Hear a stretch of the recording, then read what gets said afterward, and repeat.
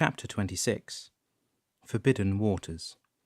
Give me absolute control over every living soul. Leonard Cohen, the future.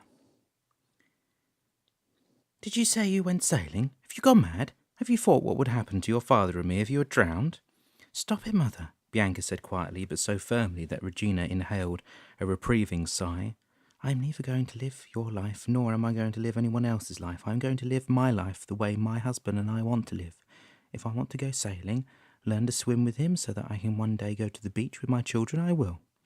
Oh no, you won't, young lady. You're not going to risk my grandchildren's lives with those insane water sports. If God had wanted for us to swim, he would have given us the ability to breathe underwater like fish and crustaceans. But since we are neither provided with fins or gills, I will not let my daughter go into the ocean. I am terribly sorry, Mother, but it is no longer your decision. In this regard, Generoso and I will do what we think is best for us both. I have married him because I love him, and because I know he will see to my safety and that of my children always. Regina was furious. She knew she was fighting a losing battle. Her daughter was gone out of her hands. She was not coming back to the fold. She would live her life the way she saw it, the same as she did when she first learned to climb trees or ride a horse. No danger or peril seemed ever to worry her, let alone stop her.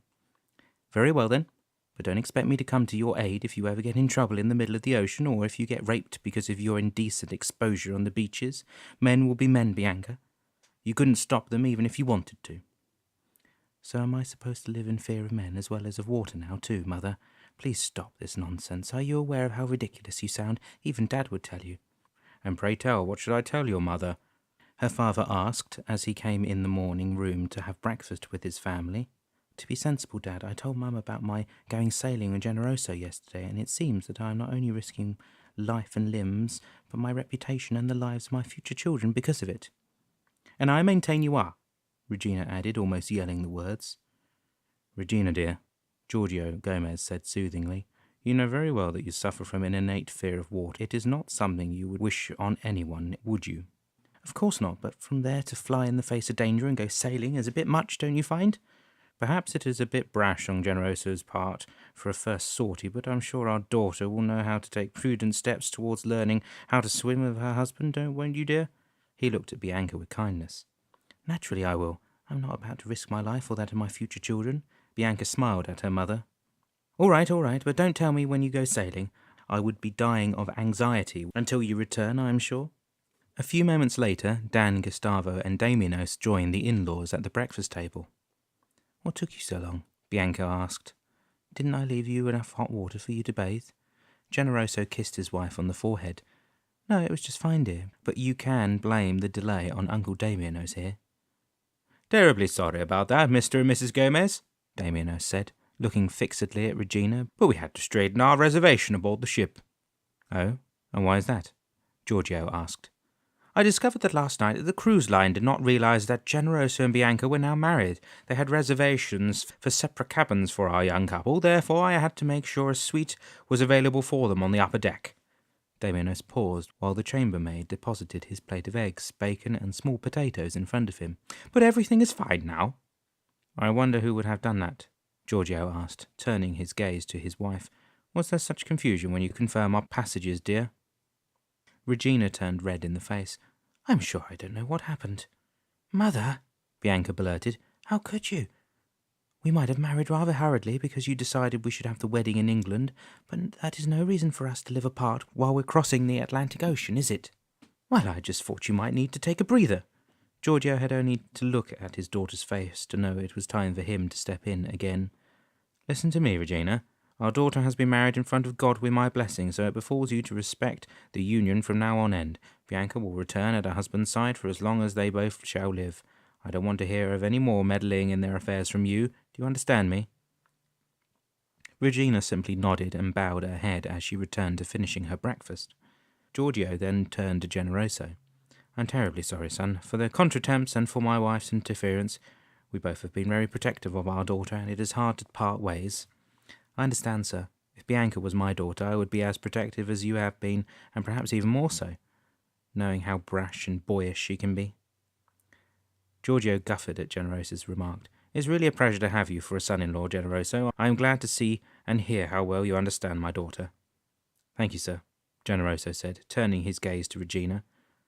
Mrs. Gomez, I hope to be worthy of your respect some day, but for the time being I believe my full attention should be turned to Bianca.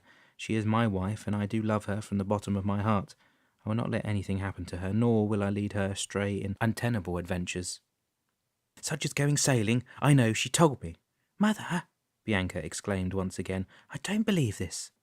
Damianos saw the distress marring Regina's facial features and decided to intervene. Mrs. Gomez, if I may, I am Generoso's uncle, as you know, and in the absence of his parents, I have been in charge of his life, as you might say. In that capacity, I have watched this young man get himself into and out of the trickiest of situations.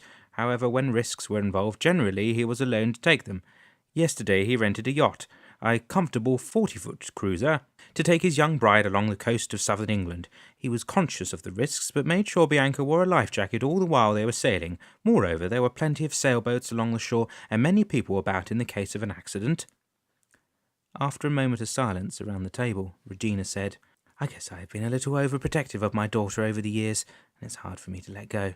She raised her gaze to Generoso. I am so sorry, but I can assure you I will learn to let my daughter go. Little by little, I will.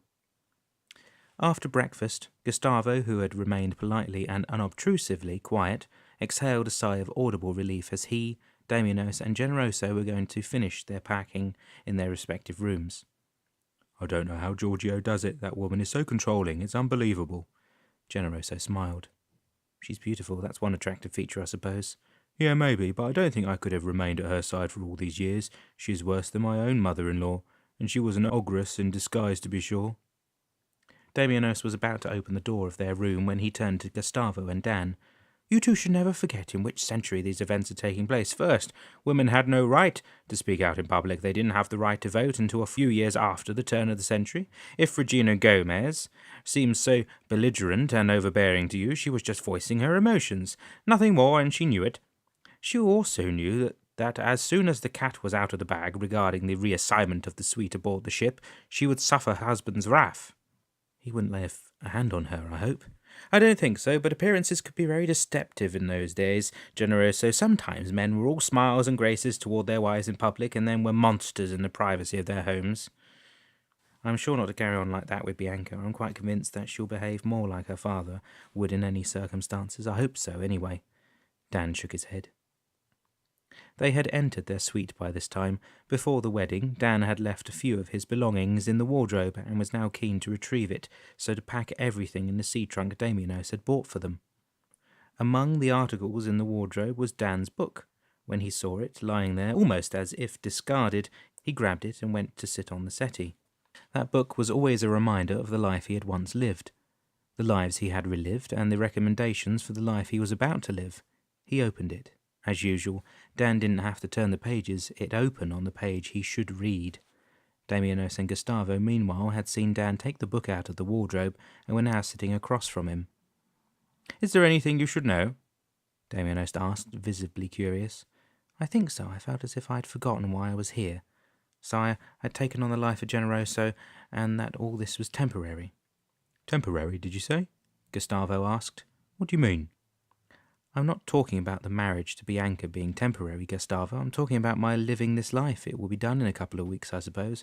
No, Dan, Damianos interrupted. It will not be done, as you say, in a couple of weeks. You are Generoso Ricciulli for the next while, and you will live a full life with Bianca. Dan was staring now. Are you saying I'll actually die as Generoso? The future is not mine to tell, Dan. All I know is that you are due to live with Bianca in Rio Archa for as long as God pleases. More than 2 weeks, I can assure you. That's okay, I suppose. I certainly won't mind living with such a gorgeous wife for a while, however long the while will be. Let's see what your book says about it, Gustavo suggested, visibly a little impatient to know what future recommendations it might contain. It looks like a poem. It was written by Leonard Cohen, Dan said. Listen to this. Give me back my broken night, my mirrored room, my secret life. It's lonely here.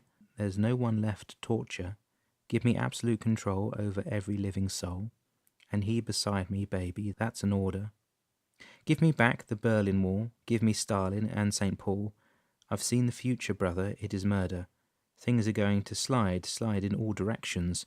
Won't be nothing. Nothing you can measure any more. The blizzard, The blizzard of the world has crossed the threshold, and it has overturned the order of the soul.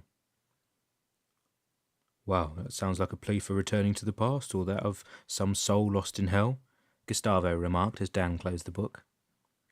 I don't know, Gustavo. It's almost as if the man in the poem was trapped in a future he didn't know existed or wanted. Exactly, Dan, Damianos agreed. He is navigating through the great beyond, such as a vessel without a rudder. He's abandoned his own control in favour of a desire to control everyone else. He wants to hang on to what he knows, however disastrous the circumstances were, because that's the only thing he knows and understands. Is this saying that I should not hang on to my past? Yes, Dan. You should not look at your past with such longing as if your future was beyond your understanding. Your past is there to teach you how to handle your future. The poem you have just read was perhaps written in fear or by someone desirous to being given an absolute control over every living soul, which is not God's intent for anyone.